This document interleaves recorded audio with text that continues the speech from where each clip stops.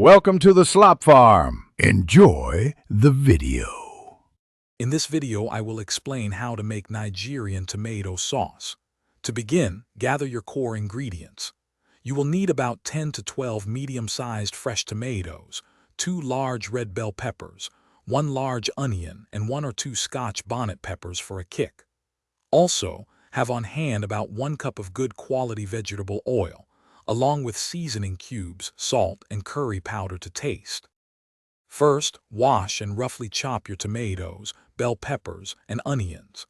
Blend these ingredients with the Scotch bonnets until you achieve a very smooth puree. Next, heat about 1 cup of vegetable oil in a large, deep pot over medium heat. Add a handful of sliced onions to the hot oil and fry them until they become translucent, releasing their sweet aroma. Carefully pour the blended tomato and pepper puree into the pot with the hot oil and fried onions. Stir everything together well.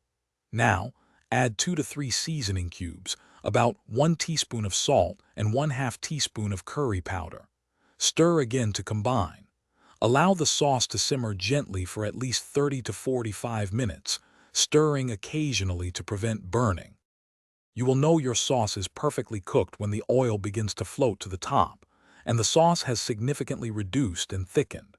At this point, taste the sauce and adjust any seasonings if necessary, adding more salt or seasoning cubes to your preference. Your rich and flavorful Nigerian tomato sauce is now ready to be enjoyed with rice, pasta, or any dish you desire. This recipe typically yields about 8 generous servings. Thanks for watching. Consider subscribing if we helped you today.